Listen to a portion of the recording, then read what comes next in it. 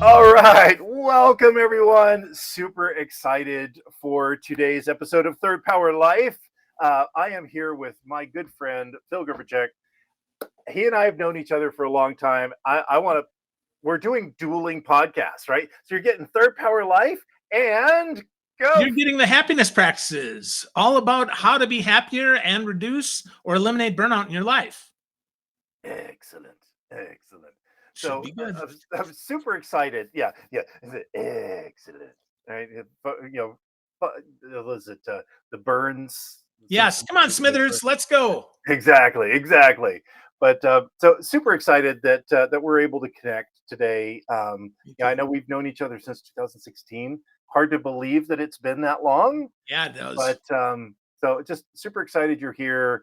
I know that everybody that listens to my podcast desperately needs to hear what you have to say, and hopefully a couple of people on yours need to hear what I've got I going only on have too. 7, Dan, so I'm sure they're going to love you. Excellent.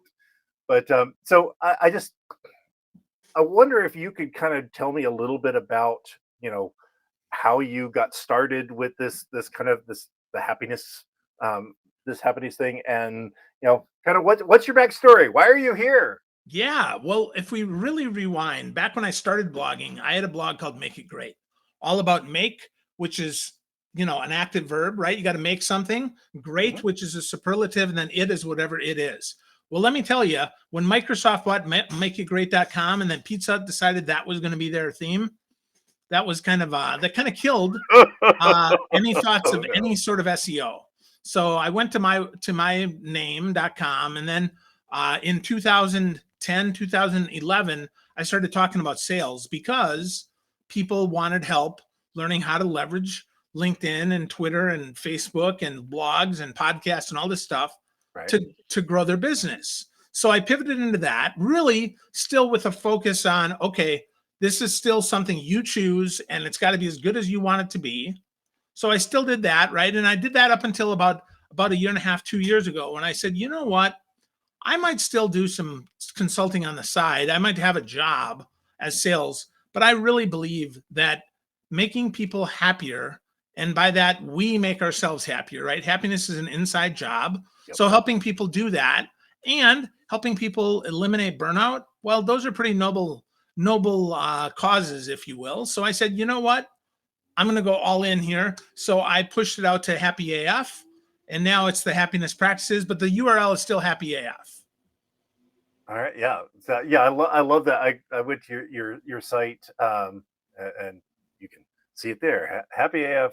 Um, so the AF, that's happy and fabulous, right? Absolutely. No. Well, if that's what you want it to be, I like to say the AF is what you want it to be.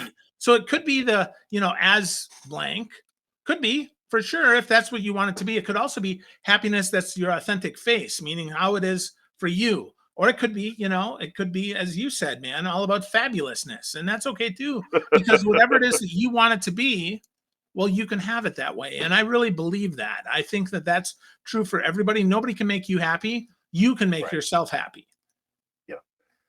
Yeah. Absolutely. I know that I talk a lot about one finding your purpose, but Yeah. as far as like related to being happy and content, that gratitude is like the absolute key. So my assumption is that you talk just a smidge about gratitude as well. Yes. Well, I absolutely do. But let's hear about your gratitude practice though, Dan. I want to hear from you. What's your practice? And then I'll pivot into my practice. Do you have a Gotcha. Excellent. practice?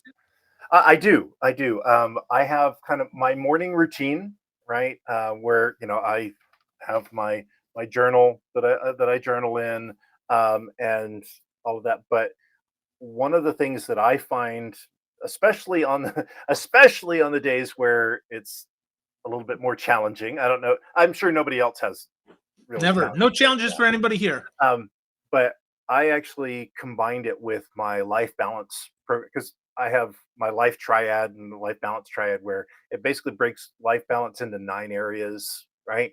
And so I actually go through and circle through all 9 areas and what am I grateful for, right? What am I grateful for spiritually?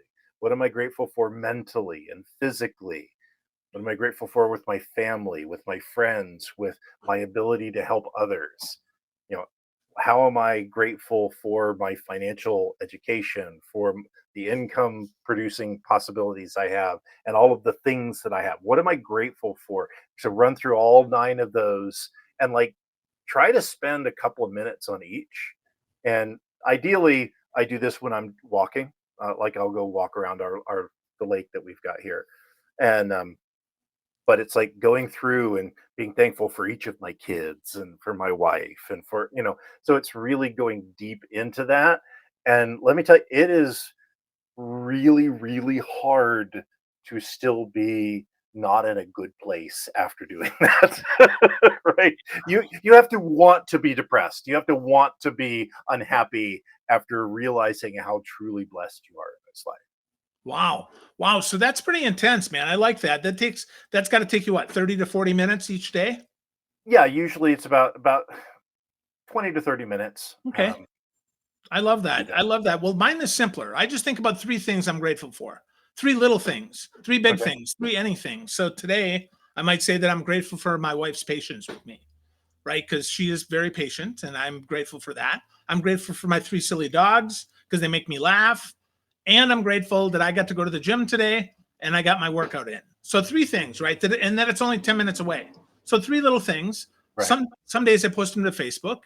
Some days I write them down in a journal. And some days I just think hard about them. And I spend about 3 to 5 minutes, no more than that. Gotcha. And then why I like to post them or why I like to write them is because then when I'm having a crappy day, and like you said, nobody ever has those. But if we do, I can go back then and look at those good days and say, well, I guess today isn't so bad. I still have these three things, and I wonder if I Right. have three other things. So for me, it's I like that. retrospective as well as its current state. And I think that's really what helps me make my gratitude practice effective. Plus, like I said, it's just 3 to 5 minutes. Now, if I got to walk every day, and that is one of my goals actually, is to walk every day, I would probably take that time to do like you do. And I really love that. I think that's powerful, man. Nice. I like the what you're talking about there because it's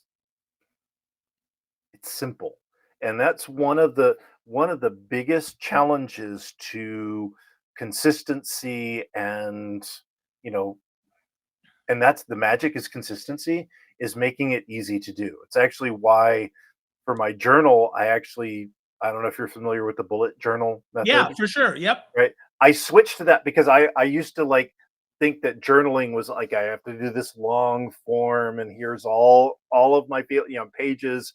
And there are days when I do that, but most of the time it's like here's the bullet points, here's just the quick hits that I want, and that's what makes it viable to do it regularly.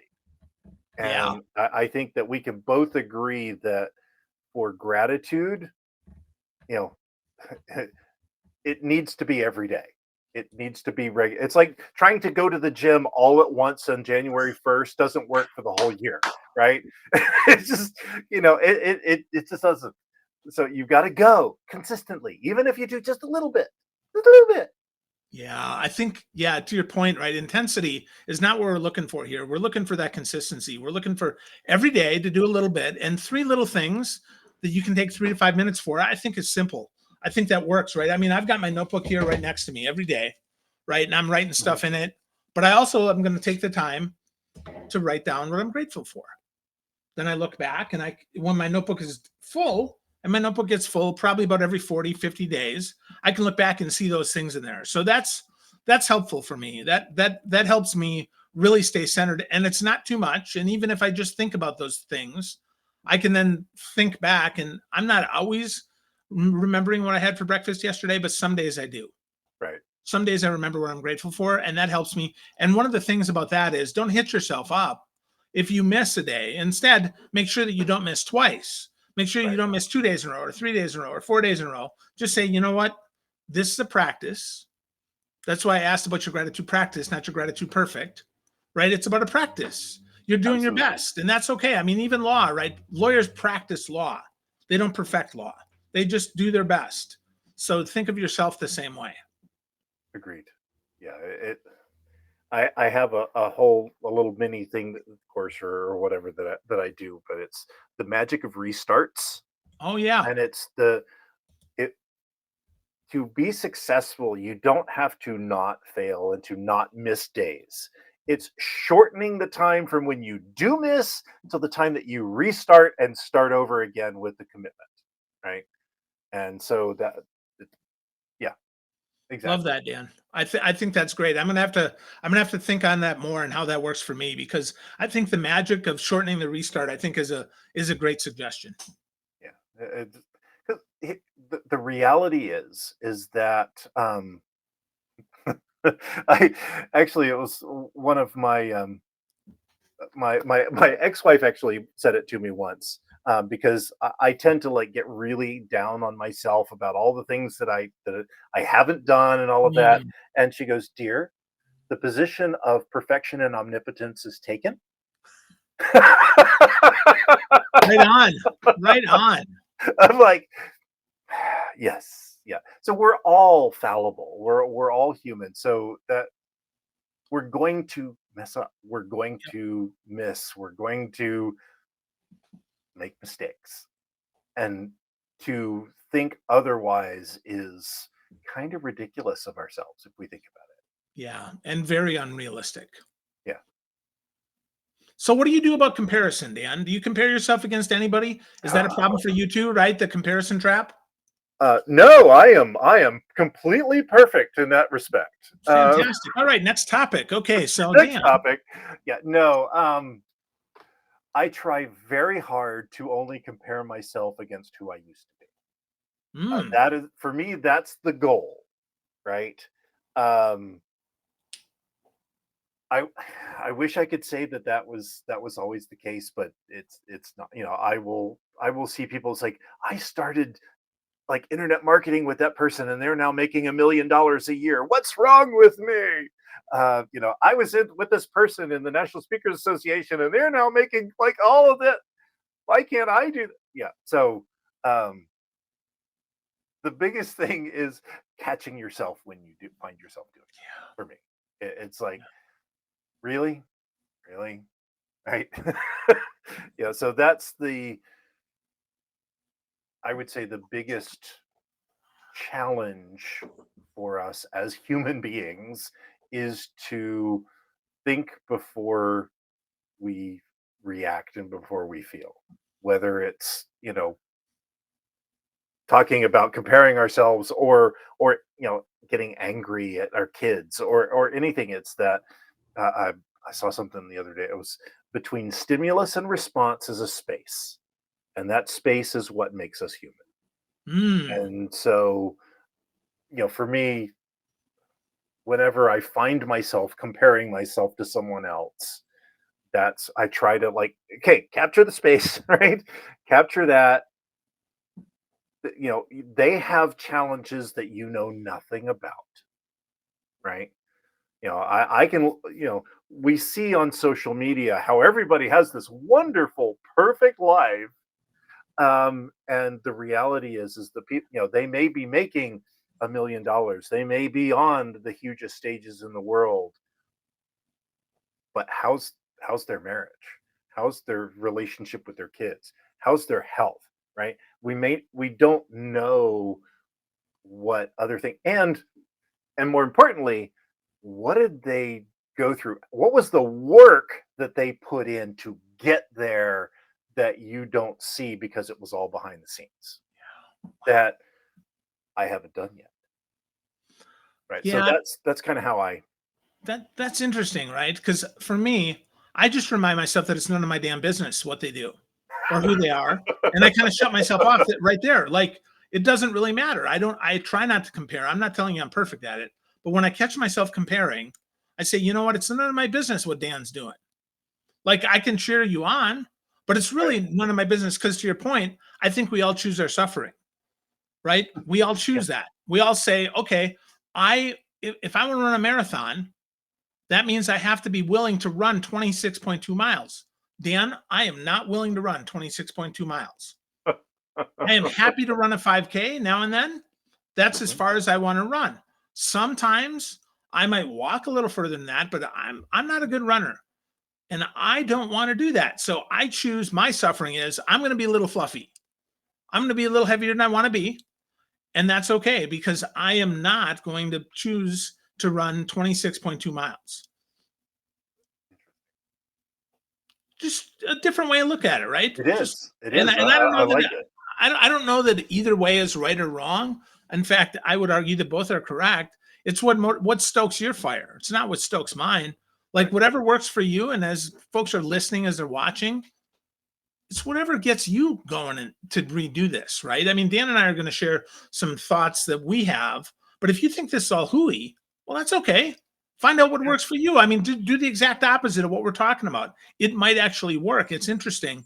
Sometimes I think we forget that just because it worked for you, Dan, it doesn't mean it's going to work for me, Phil.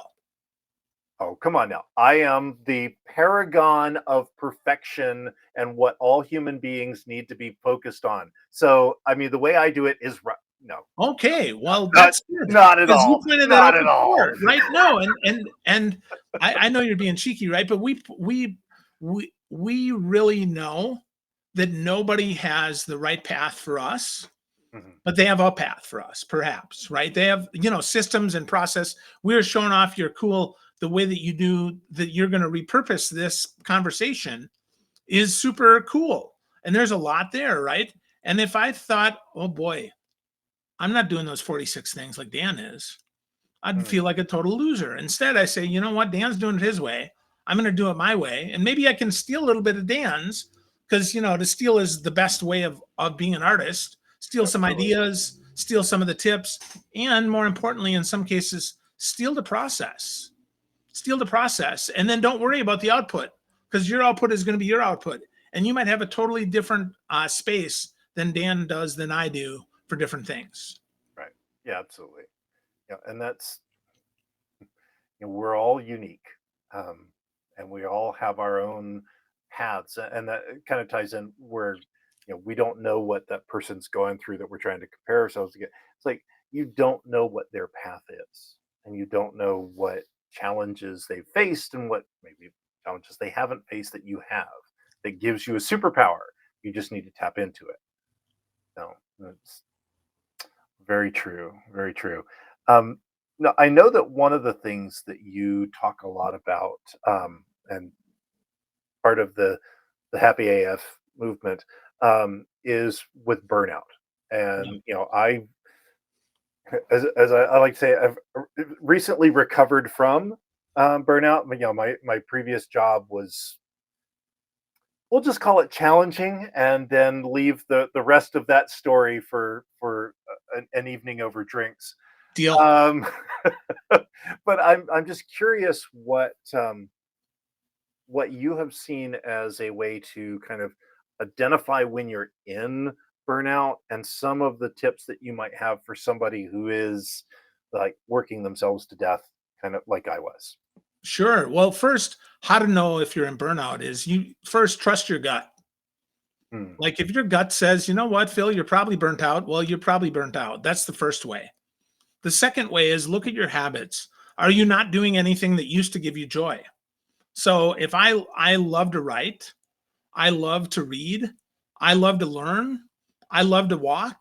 If I'm not doing any of those things, it might be because I'm burnt out. It could be either burnout or depression. Let's be clear. If it's Right. depression, well, then go seek a professional.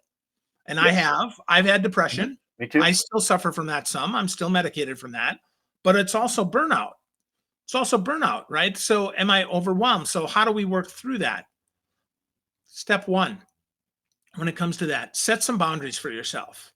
Remember that no is a complete sentence, Yes. not Yes. just for yourself, but for everybody else, right? So I could say, Dan, between 2 and 3, I'm just not available at that time. And you might say, oh, well, that's the only time I have available, in which case, now I have a choice.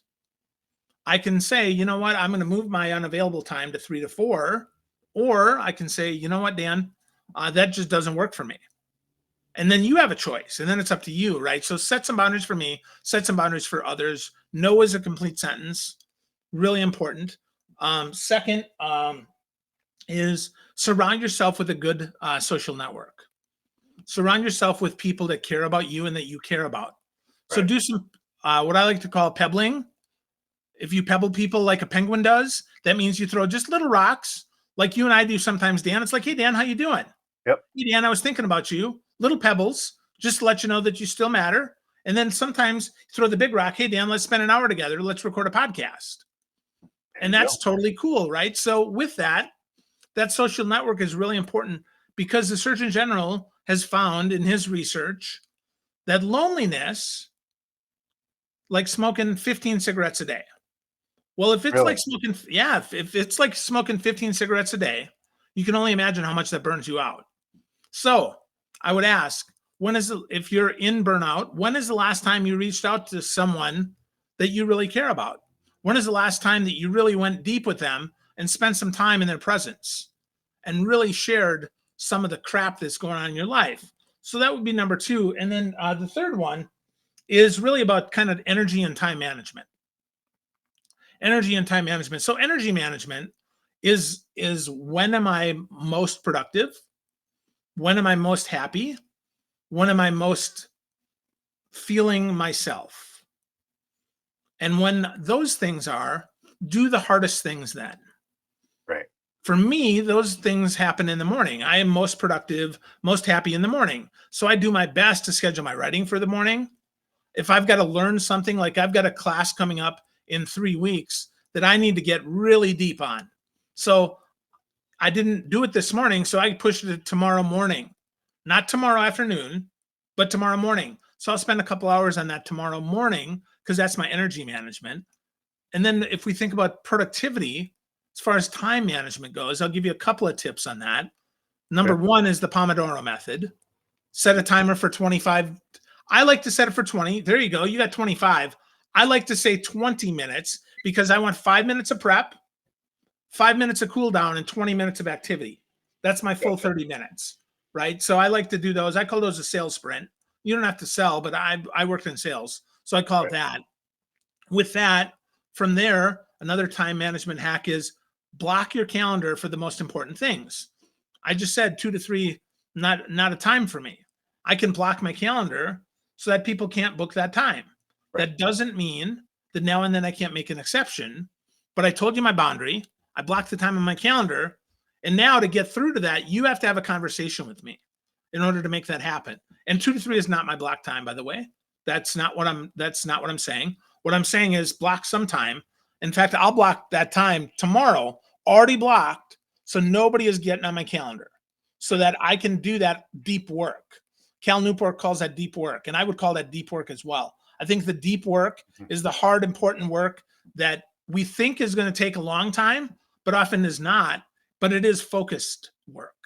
And so Right. we have to focus. So that's the second time management hack. The third one that I'll share is taking 5 minutes for you. And I integrate that with the sales sprint. But if I can set a timer for 5 minutes and do something for me, Hmm. I can then manage my time and I can manage my energy. I can take that 5 minutes. I can walk around the block. I can take 5 minutes and go get a glass of water. I can take 5 minutes and play with my dogs. I can take 5 minutes and honestly shut the lid of my computer and just be by myself. 5 minutes helps me manage my energy and my time. So those are my three tips for time management. I gave you one for energy management and kind of really two there. So what about you, Dan? How did you deal with it? Well, the for me it was interesting that the way that I realized that, okay, this is, because I'm like, I'm so stressed out, I'm so tired all the time, and you know I know this stuff. I talk about it, and I'm like, I'm seeing all of the signs, but the point where it was like it became real, right? There's the understanding, and then there's the it becomes real, Yeah. right? It was they say the longest distance a man will ever travel is the distance from his head to his heart. Um, and so I remember waking up one morning, and I opened my eyes and became conscious, and my first thought was, oh beep, I have to do this again, right? And it was like, and that was where I set, kind of the default thing was, I got to do it again. I don't want to. Right. And I'm like, oh, wait, that's a problem. Right. The analytical side finally woke up enough to realize that you need to make a change. So, for myself, I changed jobs, right? One of my a previous boss that I had worked for once before said that he had done research on burnout, and he found out that for most people, once they burn out, they're gone, and that there is no way for them to recuperate in the same role that they're in, and that Hmm. they're either going to have to change jobs or change companies altogether Wow. for it to make a change. And so, you know, and I found that to be the case because I talked about it with management, and it just there wasn't there wasn't anything that was going to change the pattern that we had gotten into, right? And because we're all human beings, we're systems, right? There's this stimulus, this response, this process, this, you know, and so changing that is very, very difficult. And so it made sense that the only way to truly change kind of the whole burnout thing is to change roles or change companies altogether. Right. And so that's why it's so critically important, and why I talk so much about it is like got to catch it before it gets to that point, because once you've burnt out, you're done. Right. Wow.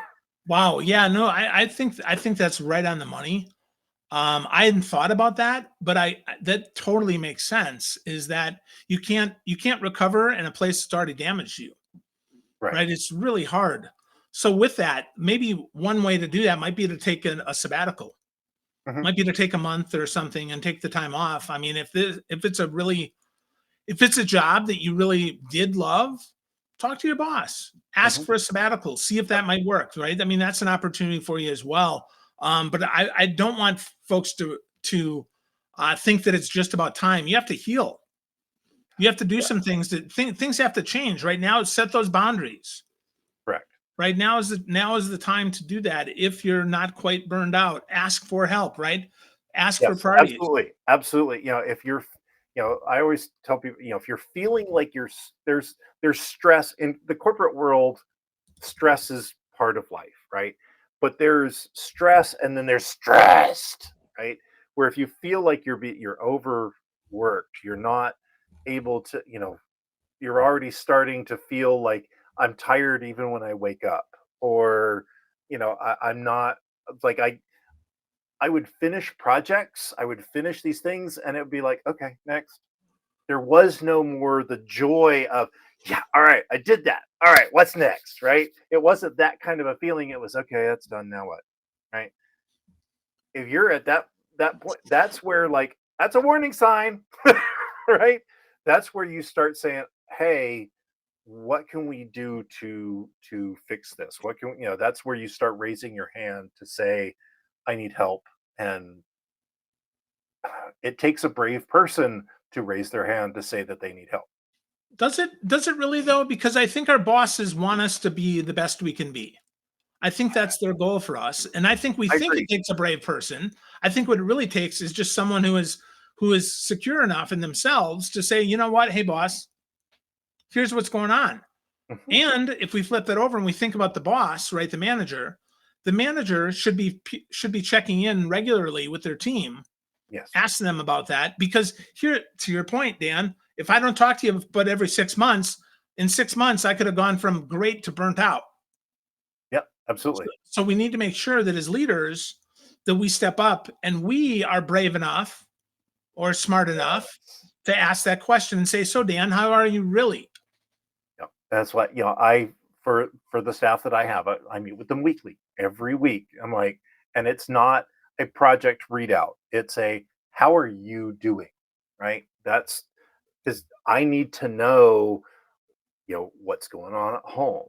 Because home life affects the work, right? Is the workload that you have? Am I asking too much of you? Right? Is the leadership is the what the corporate whatever is too much being asked of you. I still remember there was an audio program that I listened to a long time ago.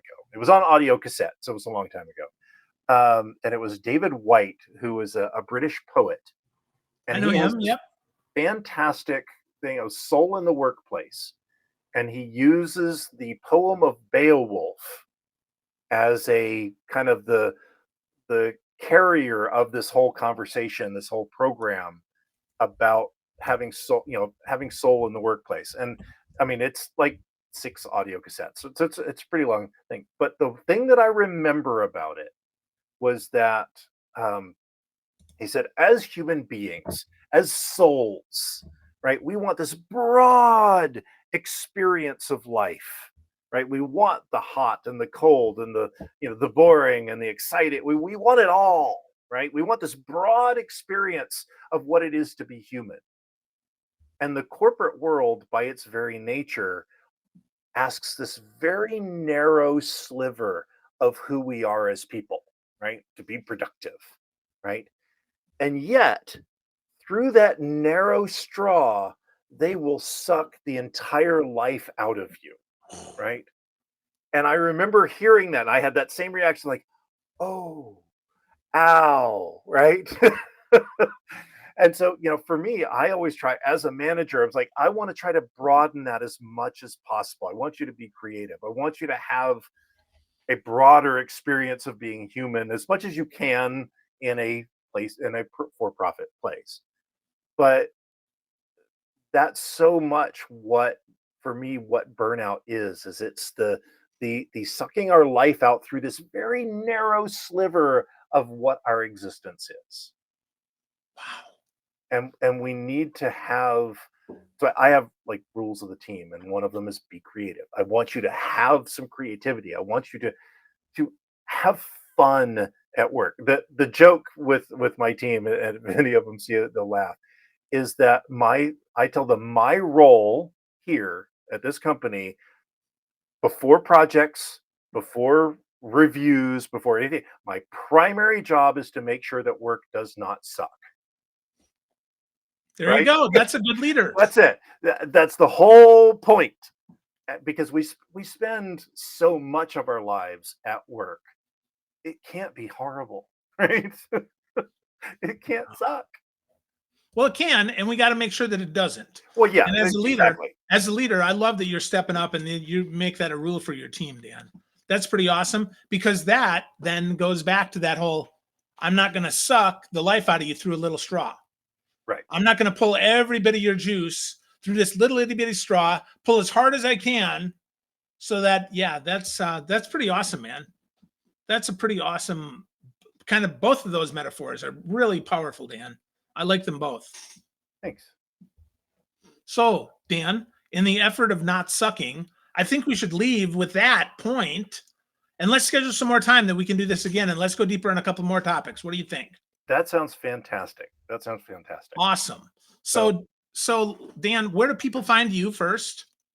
So you can find me on thirdpowerperformance.com. Let's see, got that one. So you can thirdpowerperformance.com right there, and everybody can find Phil right Find there. me. Yep. happyaf.substack.com, or real easy, thehappinesspractices.com. We'll get you there as well. Either one, they get you to the exact same place. So either one of those, check us out, get to know us a little more. If you have questions about this, if you're watching the replay, ask a question. We'll make sure we answer it next time. Absolutely. Awesome.